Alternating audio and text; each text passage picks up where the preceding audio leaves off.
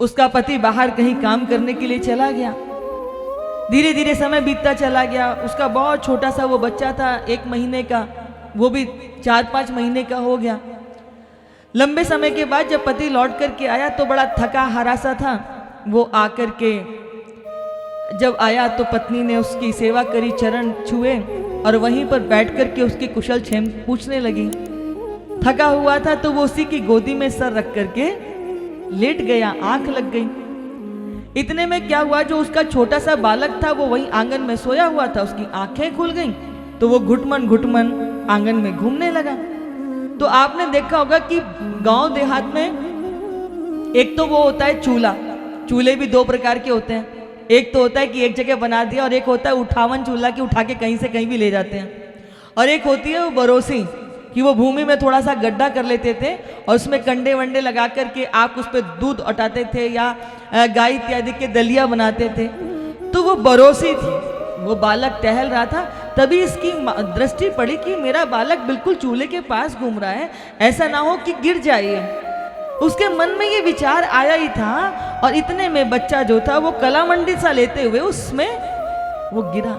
जैसे ही वो गिरा तो इसकी दृष्टि उस बालक में पड़ी, मुख से चीख निकलती, पर इसने क्या देखा कि इसका पति इसकी गोदी में सोया हुआ है, कहीं निद्रा ना उचट जाए, पातिव्रत्य व्रत भंग ना हो जाए। इसने अपने नेत्र बंद कर लिए, आवाज को अपने अंदर भींच लिया, लेकिन माँ की ममता कहाँ लेके जाती। आंखों से गिरने वाले वो आंसू जब पति के मुख पर गिरे, वो गीली बिंदु जब उसके ऊपर गिरी तो अचकचा के आंख खुली।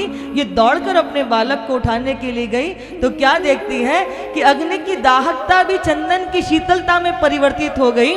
पातिव्रत्य व्रत के प्रभाव से उसके बच्चे को आग का एक कण भी झुलसा नहीं पाया। बोले ये किसका प्रताप है? बोले ये पातिव्रत्य व्रत का प्रताप है। इसलिए जो स्त्री एक निष्ठ होकर के अपने पति की सेवा करती है। आजकल की बहुत सारी स्त्रियां कहती हैं कि दीदी पति भी तो ऐसा हो जिसके प्रति इतनी श्रद्धा हो। अब कई बार इतने शराबी कबाबी होते हैं, आप सोचो कि हमारे आसपास कहीं जरा सी दुर्गंध हम झेल ना पाए। यहां तक कि वो सिगरेट का धुआं भी कोई उड़ाता है तो लगता है दम घुटने लगता है। अब आप सोचो कि कहने के लिए वो पति परमेश्वर है, शराब पिए, घर में कलह करे, कलेश करे, लड़ाई करे, बच्चों का जीवन भविष्य खराब कर दे, कैसे श्रद्धा बनेगी? ये बिल्कुल सच बात है, कहना आसान है, लेकिन इसको व्यवहारिक धरातल पर आधार देना मुश्किल, हम समझते हैं। पर मेरा इसमें एक भाव है कि ये आपका भाग्य है कि जिसके साथ विवाह हुआ।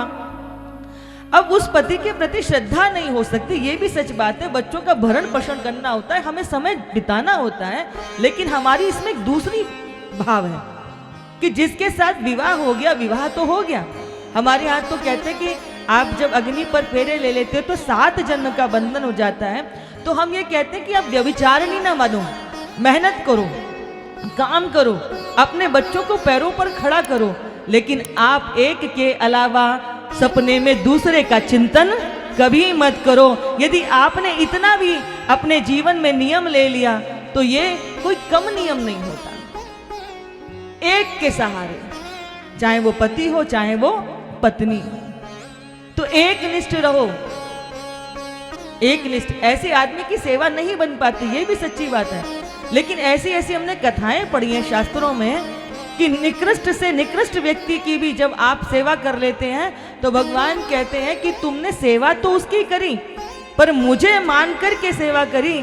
इसीलिए भगवान ऐसे न जाने कितने लोग होंगे, ऐसी घटनाक्रम होंगी जिसमें व्यक्ति ने, बड़े बड़े योगियों को वैकुंठ नहीं मिला, पर पातिव्रत्य व्रत के प्रताप पर उस स्त्री ने वैकुंठ की प्राप्ति कर ली। इतना बड़ा प्रताप होता है।